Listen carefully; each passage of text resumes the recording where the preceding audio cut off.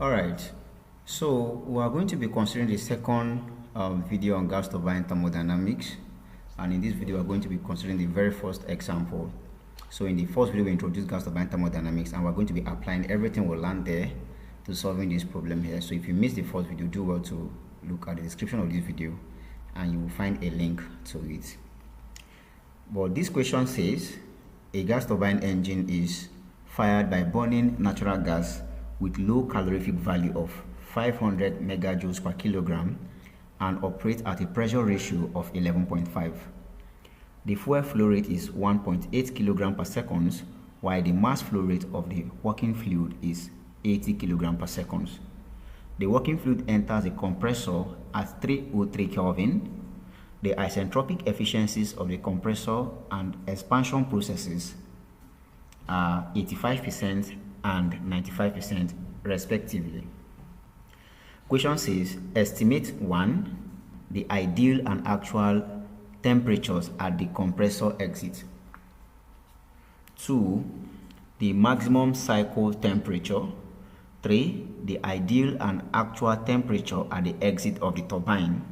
4. The network output of the cycle. 5. The heat input into the cycle. 6. The thermal efficiency of the plant. And 7. The thermal efficiency of a braking cycle engine operating with the same pressure ratio. Okay, so let's start by picking out first our parameters.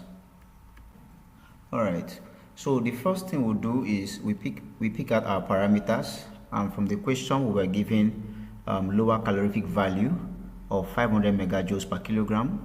We are given the pressure ratio of 11.5. We are given the flow rate, the fuel flow rate of 1.8 kilogram per second. We are given the mass flow rate of the working fluid to be 80 kilogram per second. We are also given the isentropic efficiency of compression, which is 85%, and we are given isentropic efficiency of expander, which is 95%. And of course, we are given the inlet temperature of 303 Kelvin. Okay, so after picking out our parameters, now you observe that in this question we're given isentropic efficiencies of compressor and expander, which is same as the turbine. That means, and you know what the function of isentropic efficiency is, it helps to relate the ideal turbine to the real turbine. So which means in solving this question, you're going to be plotting a TS diagram which involves the ideal turbine, a combination of both the ideal turbine and the actual turbine, to compare them together. So this is now our TS diagram. Okay, so in this TS diagram, realize that in the first video I said the first thing you have to understand is that state 1 to state 2 has to do with what the compression states from state 1 to state 2, whereas from state 2 to state 3 has to do with the combustion chamber where heat is supplied. Okay, and from state 3 to state 4 has to do with the expansion state, which is otherwise the turbine, and from state 4 to state 1 it has to do with the heat rejection in a low temperature heat exchanger. That's considering a closed cycle now, right? So but then we observe that we are using isentropic efficiency to account for all the losses that has occurred in the process. So state 1, of course, the temperature at state 1 is called the inlet temperature, which was given in the question. The compressor inlet temperature was given as 303 Kelvin. So you have from 1 to 2i, and then you have from 1 again to 2a. 2i simply means the outlet of the compressor when you're considering the ideal case, and 2a is the outlet of the compressor when you're considering the real case, right? Similarly, from 3 to 4i here, 4i here means the outlet of the turbine when you're considering the ideal case, and 4a here means the outlet of the turbine when you're considering the real case. Now the question is asking us to find the very first question there. Let's fall back to it. It says estimate the ideal and actual temperature at the compressor exit. So at the compressor exit we have two temperatures, the ideal temperature and then the actual temperature. So the ideal temperature is what? T2i.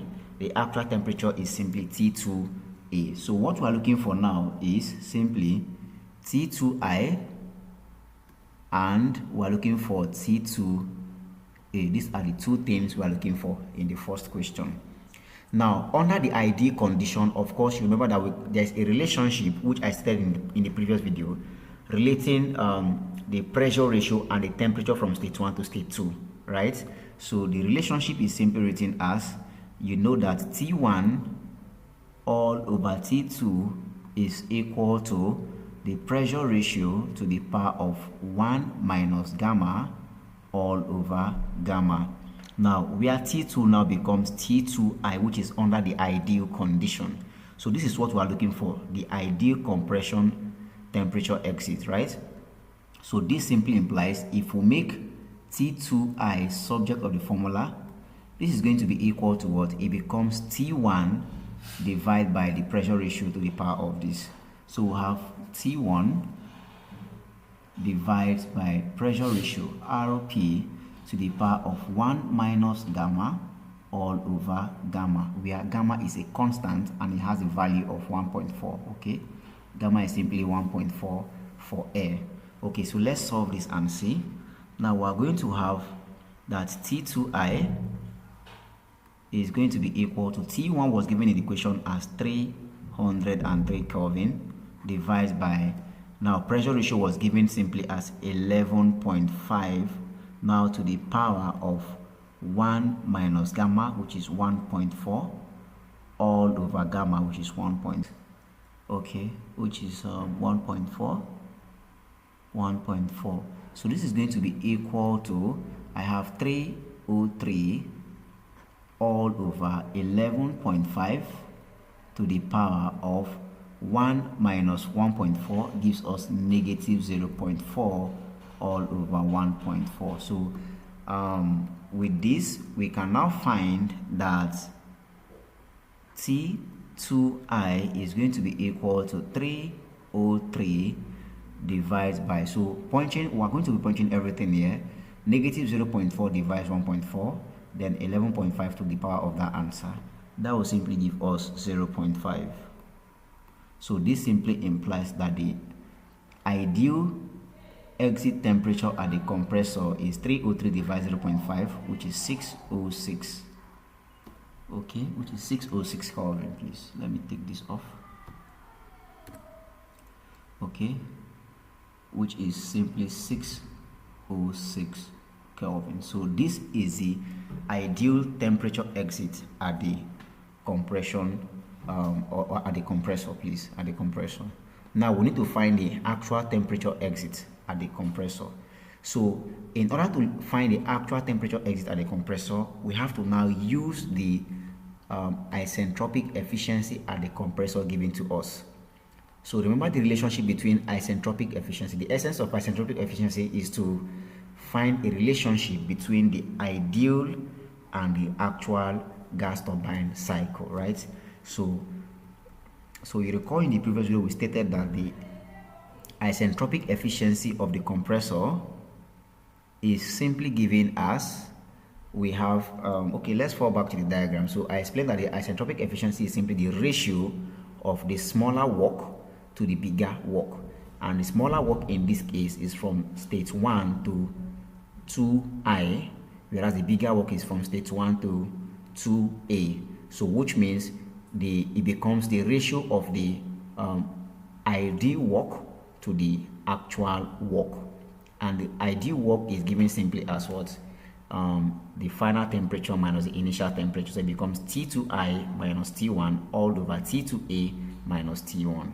So the isentropic efficiency of the compressor is simply going to be, for actual we have for ideal we have T2i minus T1 all over, for the actual we have T2a minus T1, and this is what we are asked to find. T2a is what we are asked to find, which is the actual temperature at the exit of the compressor. So you simply make T2a subject of the formula. If you do that, you're going to have T2a to be equal to, you simply have T1 plus, you have T2i minus T1 all over the isentropic efficiency of the compressor. So this is going to be equal to, we already know the value of T1, it was given which is the compressor inlet temperature. It was given as 303 Kelvin plus. Now T2i, will find the value over here to be what? 606 Kelvin. So you have 606 minus T1 again, once more is 303. Okay. Now divide all through by the isentropic efficiency of the compressor, and the isentropic efficiency of compressor was given here as 85%. It was given simply as 85%. So 85% is equivalent to what? 0.85. okay, so this is something as 0.85. let me write this properly. Okay,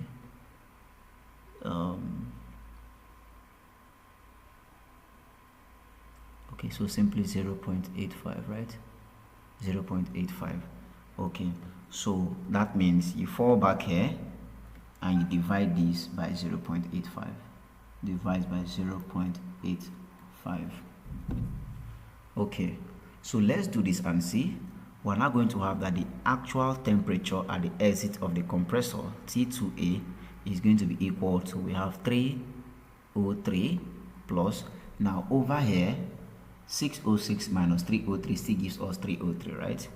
So you put it down, 303 divides 0.85, so this is equal to 303 plus, let's find 303 divides 0.85. so 303 divides 0.85, that simply gives us approximately 352. So you have 352. Now if you add these two together, 352 plus 303, you simply have, okay, that gives us approximately 655. okay, so you have 655 Kelvin, and this becomes the actual temperature at the turbine, at the compressor exit. So that answers the first part of the question. Now the second question says we should find the maximum cycle temperature, and we said in the first video that the maximum cycle temperature exists at state 3. As can be seen here, state 3 has the highest temperature of all. If you trace this point to the temperature line, state 3 has the highest. So T3 is actually the highest temperature, which is the maximum cycle temperature. So you observe that the maximum temperature is at state 3, which is the highest temperature, and to find this you have to now consider the heat supplied between state 2 to state 3, because it was purely an increase in heat at the combustion chamber that led to the increase of this temperature, right? So you have to now consider the heat supplied. Now heat is supplied in two ways. We did that in the first video. Heat can be supplied via, when you consider via the injection of heat into the combustion chamber. That's the first way. And then the second way is by considering the temperature difference between the 2 points, and we said under equilibrium those two heat supplied are the same, right? Under equilibrium the two heat supplied are the same. We did that in the first video. So you recall now that we said in the first video that heat supplied by fuel is equal to the mass flow rate of fuel multiplied by the heating value of fuel multiplied by what? The isentropic efficiency of the combustion chamber. And again we also said that heat supplied by the high temperature heat exchanger is given as simply the mass flow rate of the working fluid, in this case air, multiplied by the specific heat at constant pressure multiplied by the change in temperature between state 2 and state 3, which is now given as T3 minus T2.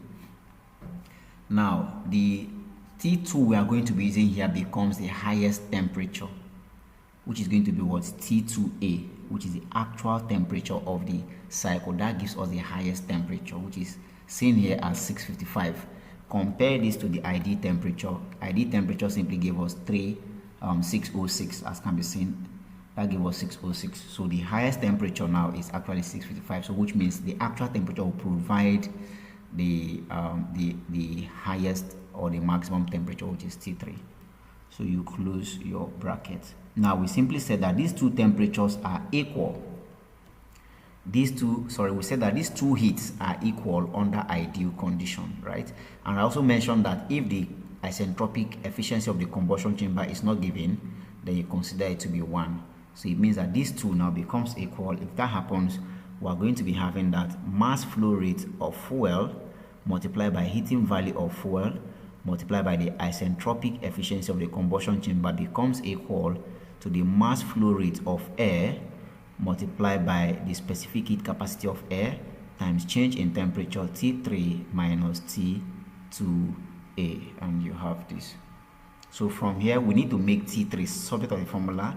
So if we make T3 subject, you observe now that T3 is going to be equal to, this will be the is going to be T2A, okay, plus now you have the mass flow rate of fuel multiply heating value of fuel multiplied by the isentropic efficiency of the combustion chamber, divide simply by the mass flow rate of air times specific heat at constant pressure. So this gives us the value of T3. So now let's plug in all the values.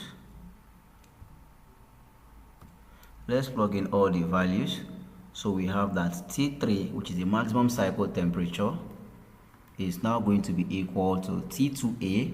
We just found the value over here as 655 Kelvin. So you have 655, okay, plus we have the mass flow rate of fuel, and from the question, mass flow rate of fuel was given simply as 1.8 over here. Mass flow rate of fuel was given as 1.8.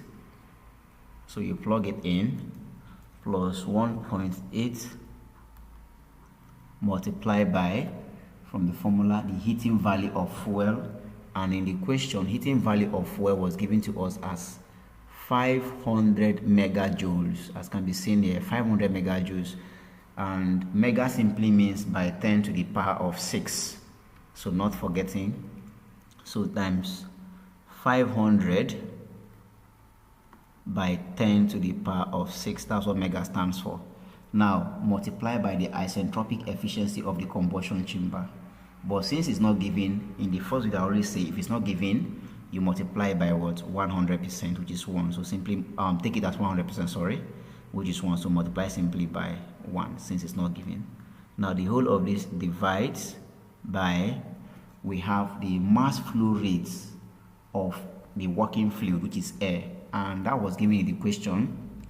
Mass flow rate of air was given simply as, okay, 80 kilogram per second. So mass flow rate of working fluid was given as 80. So multiply by 80. So you have 80 multiplied by, now Cp is specific heat at constant pressure, and specific heat at constant pressure is a constant value. Cp is given as 1.005 kilojoules per kilograms Kelvin, is a constant value, 1.005 kilojoules per kilogram Kelvin. So since it's in kilo, you have to convert it by multiplying by 10 to the power of 3, so it becomes in joules per Kelvin, per kilogram Kelvin, right? So you come over here, it becomes multiplied by 1.005 times 10 to the power of 3 for kilo. Kilo means by 10 to the power of 3. Okay, so this implies that T3 is going to be equal to 655 plus, let's compute everything at the numerator.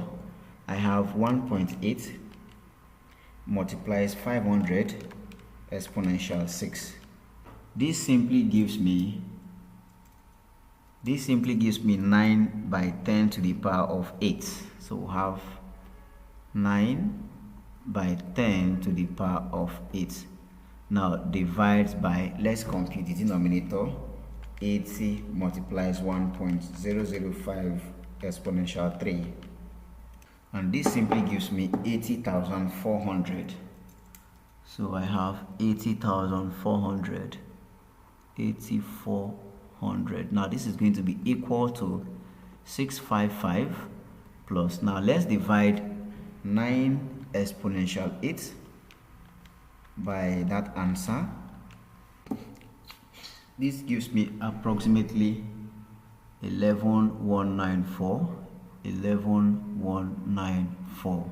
Okay, so you add this up with 655 plus 655, and this gives me approximately 11849. So which means the maximum temperature of the cycle T3 is equal to 11849 Kelvin. So this is the maximum temperature of the cycle. Okay, so that's the second question answered. The third question says the ideal and actual temperature at the exit of the turbine. So at the exit of the turbine, we are now to find the ideal and actual temperature. So let's start with the ideal temperature, of course, because ideal temperature can be found using the pressure ratio relationship with temperature. That is from T3 to T4i. This is the ideal temperature. So we need to find T4i. Now you recall the relationship between pressure ratio. Once again, remember we said our pressure ratio is P2 all over P1. This is our pressure ratio, which is RP, which was given in the equation as 11.5. But not forgetting, we said in the first video that under the PV diagram, that heat is supplied at constant pressure between state 2 and state 3. For that reason, it means that P2 is equal to P3. Again, we said heat is rejected at constant pressure between state 4 and state 1 in the low temperature heat exchanger. So for that reason, P4 is also equal to what? P1. If this is the case, it means that our pressure ratio can also be written. This simply implies that our pressure ratio can also be written in place of P2. P2 can also be called what? P3. All over, in place of P1, it can also be called what? P4, which is still what? Our pressure ratio RP, which is 11.5. So P3 over P4 is also our pressure ratio. Now, why are we doing this? You recall that we said that T1 over T2i is equal to what? P2 all over P1 to the power of 1 minus gamma all over gamma. We said this. So if that is the case, now trying to relate this now, observe, when we have T1, temperature at state 1 at the numerator here, we had pressure at state 2 at the numerator here. And when we had temperature at state 2 at denominator, we had pressure at state 1. So if you relate this in terms of P3 over P4, so this means if we have T4 at the numerator for temperature, it means over here we're going to be having what? P3, right? It means over here we're going to be having P3. And when we have T3 at the denominator, it means over here we're going to be having what? P4. Now to the power of 1 minus gamma all over gamma. So remember, P3 over P4 is the same thing as the pressure ratio. So this simply implies that T4 all over T3 is equal to the pressure ratio RP to the power of 1 minus gamma all over gamma. So we need to find T4, and T4 here is simply T4i, which is the exit temperature for the ideal gas turbine. So we simply make T4i solve the formula, and if you do that, you're going to have, this simply implies T4i is now going to be what? If you cross multiply, T3 multiplies the pressure ratio over here. So we have, we simply have T3 multiplied by the pressure ratio to the power of 1 minus gamma all over gamma. So this is going to be equal to the value of T3. We just found the value, which is the maximum temperature of the cycle, 11849 Kelvin. So you have 11849 multiplying now by the pressure ratio, which is 11.5 to the power of 1 minus gamma, 1.4 all over 1.4. Okay, So I'm just going to punch everything together to save time. So do well to punch along with me to avoid calculation errors. So that simply gives us 5896.92 Kelvin approximately. Okay, so this is now the ideal temperature exit at the turbine. So you call this T4I, I for ideal. Now we need to find the actual temperature exit at the turbine, which is T4A. And to find the actual, it means we have to now employ what? We have to now employ the isentropic efficiency of the turbine to find the actual, because that relates the actual to what? The ideal. So we simply employ the isentropic efficiency of the turbine. And you recall that the isentropic efficiency of the turbine, okay, isentropic efficiency of the turbine is always going to be the ratio of the small work to the higher work, right? So in this case now, the ideal becomes the higher work because it's longer than the actual. Actual becomes the smaller work. So in the actual case, we already explained this in the first video, the real turbine has or provides smaller work, right? So it becomes the ratio of the ideal, the ratio of the actual, because actual is small, to the ideal. So that becomes T3, because now T3 is the highest temperature, that's the maximum temperature. So you have T3 minus T4A, that gives us the actual, ratio of the actual to the ideal this time around. So you have T3 minus T4A all over, again, T3 minus T4I, which is the ideal work done, T3 minus T4I, right? So let's fall back and solve with this. Okay, please keeping in mind the isentropic efficiency, so we don't have to come back to it. The isentropic efficiency of the turbine was given here as 95%, as can be seen. 95%, which is 0.95. Okay. So in order to find the actual temperature exit at the turbine, you recall that isentropic efficiency at the turbine is simply going to be T3 minus T4A all over T3 minus T4I. So we simply make T4A subject. This is what we're looking for.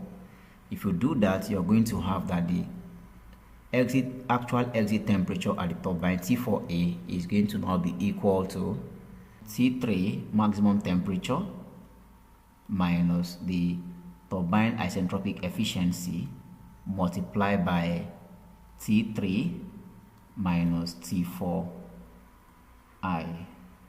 Okay. So this simply implies that T4A is now going to be T3 maximum temperature. We obtain the value as 11,849.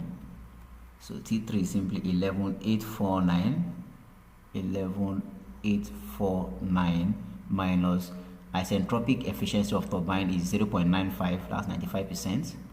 So you have 0.95 into T3, 11,849 minus T4I, and we just obtain T4I over here as 5896.92. So we have 5896.92.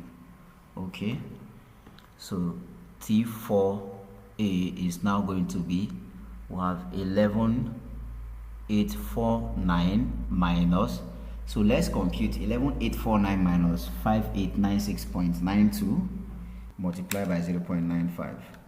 So this simply gives us 5654.48 approximately. So we have 5654.48 approximately 0.48. So once we carry out this, the actual temperature exit at the turbine becomes 11,849 minus 5654.48, and that simply gives us 619.4.52. So we have 619.4.52. Okay, 6194.52 Kelvin. So this is now the actual temperature exit at the turbine. So the next question says the network output of the cycle. Now the network output becomes the difference in the actual turbine work and the actual compressor work. That gives us the network output. Difference in the actual turbine work, that's from T3 to T4A, and the difference in the actual compressor work, which is T2A to T1, right? So we find first the actual compressor work and the actual turbine work.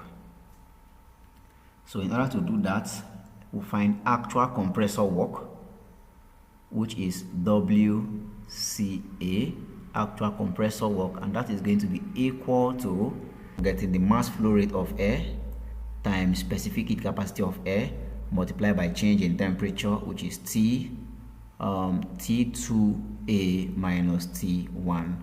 So this is going to be equal to mass flow rate of air was given as 80 multiply specific heat, of course we know the value, 1.005 by 10 to the power of 3 to convert it to joules per kilograms per Kelvin. Okay, multiply by T2A, we had the value as 655 minus 303. Okay, so this simply implies that the actual compressor work is now going to be equal to, so let's punch everything together, 655 minus 303 multiplied by 80 multiplied by 1.005 exponential 3. So we have 28300.8 by 10 to the power of 3. 28300.8 by 10 to the power of 3 in watts. So this is approximately 28, sorry. So this is approximately 28300.8 kilowatts. So this is the actual compressor work. Next we'll find the actual turbine work. The actual turbine work between state 3 and state 4i. So actual turbine work is now going to be equal to, once again, mass flow rate of air multiplied specific heat of air times change in temperature between states 3, maximum temperature T3 minus T4A. So this is equal to, mass flow rate is 80. Mass flow rate is 80. Sorry for this. Okay, so this is equal to, mass flow rate is 80 multiplied CP is 1.005 by 10 to the power of 3 multiply change in temperature. So maximum temperature T3 and actual temperature T4A, will have the value here. Let's get T3 itself is 11849, so we can just get it from here, 11849. Then this is the actual temperature at the turbine exit, which is 6194.52. So 11849 minus 6, okay, minus 6194, okay, minus 6194.52. So let's point everything once more. This simply implies that the actual turbine work is now going to be equal to 11849 minus 6194.52 multiplied by 80 multiplies 1.005. So that simply gives us well, 454,620.192 by 10 to the power of 3. This is in watts, okay?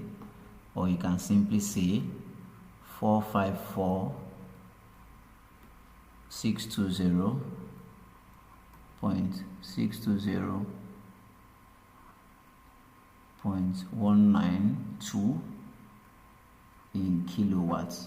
In kilowatt, please. In kilowatts. Alright, so this is the actual turbine work. Therefore, the net work is the difference between the two work. W net is actually the actual turbine work minus the actual compressor work. So this is equal to actual turbine work give us 454,620.192 minus the compressor work itself give us over here, as can be seen, 28300.8 in kilowatts. So we have 28300.8. okay, so this means network is now equal to minus 28300.8. That simply gives us 426,319.392 in kilowatts. So this is the net work done. So that answers that particular question. The next question says, okay, the heat input into the cycle. So the heat is imputed. The heat input into the cycle is when we injected fuel into the combustion chamber, right? So that means heat input is going to be equal to, so whichever method you use, obviously you're going to have the same answer, but let's use heat of fuel, which is exactly giving us the mass flow rate of fuel multiply heating value of fuel multiplied by the combustion efficiency, isentropic efficiency of the combustion chamber. Now mind you, even if you used heat supplied by the higher heat exchanger, which is given by MCP multiplied by T3 minus T2A, you're going to have the same answer as this. You can try it later, but let's use this for now. So heat supplied due to the fuel is equal to mass flow rate of fuel was given as 1.8 multiply heating value of fuel was given as 500 megajoules, which is by 10 to the power of 6. Now the isentropic efficiency of the combustion chamber is not given, so you take it as 100%, which is 1. So let's do this and see. 1.8 multiplied by 500,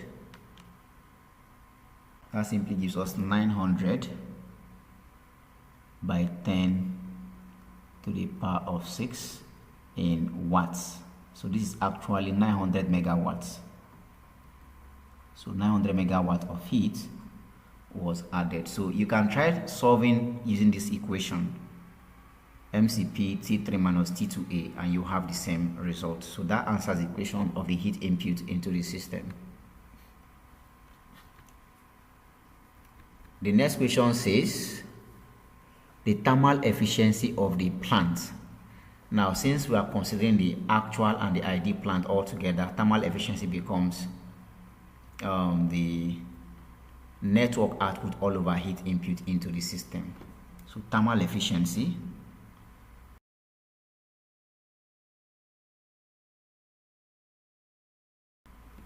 that is simply network all over heat supplied by the fuel, and that's equal to network.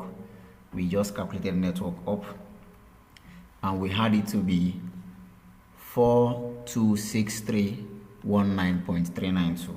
okay, network is 42. We have 426319.392. 392. So divide this by heat supplied, and our heat supplied gave us 900 by 10 to the power of 6. So always not forget, multiply this by 100%. So this is going to be equal to, please not forgetting the net work done is in kilowatts, so we didn't convert. So kilowatts simply means you have to multiply by 10 to the power of 3. We did not consider that here. So multiply by 10 to the power of 3. We didn't consider that. So let's try. 426,319.392 exponential 3 divides 900 exponential 6. So we have 0.447. So multiply this by 100%. So the efficiency of this plant is approximately going to be 47.36%. That becomes the efficiency of the plant. The final question, I believe. The final question says the thermal efficiency of a breathing cycle which operates on the same pressure ratio. So if you're considering now a breathing cycle operating on the same pressure ratio, what then becomes the efficiency? Simple. The relationship is given simply as efficiency is given as 1 minus pressure ratio to the power of 1 minus gamma all over gamma. So this is equal to 1 minus pressure ratio is 11.5 to the power of 1 minus gamma is 1.4 all over 1.4. So efficiency of the breathing cycle becomes 1 minus, let's point everything here, 1 minus 1.4 to the power, divide by 1.4, 11.5 raised to the answer. This gives us 0.50. So you have approximately 0.50. So this is actually 0.50. Multiply this by 100%. So which means the efficiency of the breathing cycle is actually what? 50%. Alright guys. So that is the whole solution of that given question. I hope you find this video very interesting and helpful. Please, if you do, I would like you to leave your thoughts in the comment section, share to your friends, like and comment nicely. And if you're new to the channel, of course, do well to hit the subscribe button and turn on your notification bell for more videos. I will see you in the next video. Thanks.